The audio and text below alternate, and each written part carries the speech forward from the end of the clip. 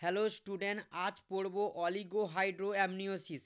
আগের ভিডিওতে পড়েছি পলিহাইড্রোঅ্যামনিওসিস। অলিগোহাইড্রোঅ্যামনিওসিসের ডেফিনেশান কি? যখন অ্যামনিওটিক ফ্লুইড 200 ml এর থেকে কমে যাবে বা 200 ml এর থেকে কম থাকবে, সেই কন্ডিশানকে বলা হবে অলিগোহাইড্রোঅ্যামনিওসিস। ইটিওলজিক্যাল ফ্যাক্টর কি? কোন কোন কারণে অলিগোহাইড্রোঅ্যামনিওসিস হয়? ফার্স্ট, ফিটাল ক্রোমোসোনাল অ্যানোমেলিস এর কারণে হয়। ইন্ট্রাইউট্রাইন ইনফেকশানের কারণে হয়। Drug PG inhibitors and ACE ইনহিবিটরসের কারণে হয়। Obstruction of urinary tract of the fetus preventive মিকচুরেশনের কারণে অলিগোহাইড্রোঅ্যামনিওসিস হয়।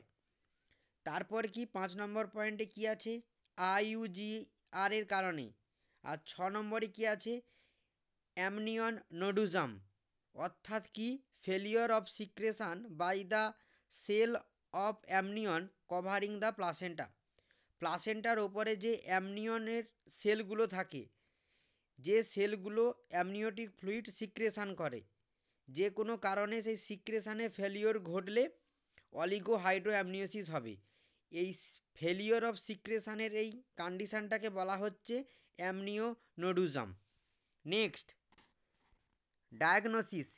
কিভাবে জানতে পারবো যে প্রেগনেন্ট মাদারের অলিগোহাইড্রোঅ্যামনিওসিস হয়েছে, বা কি কি ক্লিনিক্যাল ম্যানিফেস্টেশনগুলো দেখতে পেলে বা কি কি ক্লিনিক্যাল ম্যানিফেস্টেশনগুলো হলে আমরা জানতে পারবো অলিগোহাইড্রোঅ্যামনিওসিস হয়েছে?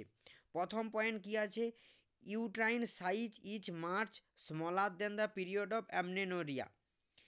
ইউট্রাইন সাইজটা ছোট হবে কার থেকে? পিরিয়ড অফ অ্যামনেনোরিয়ার থেকে। ফিটাল মুভমেন্ট লেস হবে, অনেকটা কম থাকবে। তারপর কি? Uterus is full of fetus. ইউট্রাসের মধ্যে ফিটাসটাই পুরোটা থাকবে, বিকজ কি স্ক্যান্টি লিকুইড, মানে খুব অল্প পরিমাণে অ্যামনিওটিক ফ্লুইড থাকার জন্য। মেল প্রেজেন্টেশান দেখা যাবে, এই মেল প্রেজেন্টেশানের মধ্যে ব্রিজ প্রেজেন্টেশান হবে এই অলিগোহাইড্রোঅ্যামনিওসিসের ক্ষেত্রে। তারপর কি হবে? আল্ট্রাসাউন্ড ভিজুয়ালাইজেশান করব। Each done following amnio infusion of 300 ml of warm saline solution. Ultrasound visualisation করব, অ্যামনিয়ন ইনফিউশন 300 ml দেব ওয়ার্ম সলিউশনের স্যালাইনের থ্রুতে। নেক্সট, কমপ্লিকেশান কি? কি কি কমপ্লিকেশান হতে পারে অলিগোহাইড্রোঅ্যামনিওসিসের ক্ষেত্রে?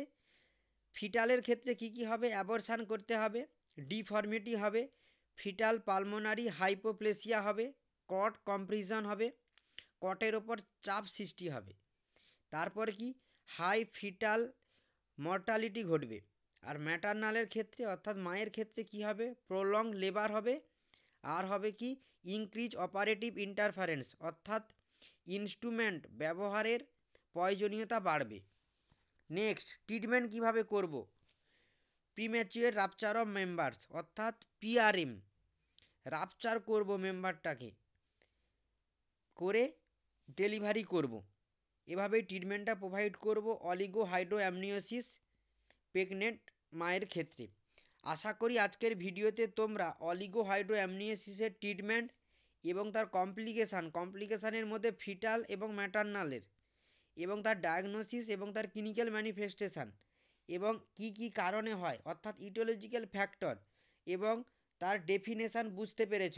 ওকে, থ্যাংক ইউ সো মাচ।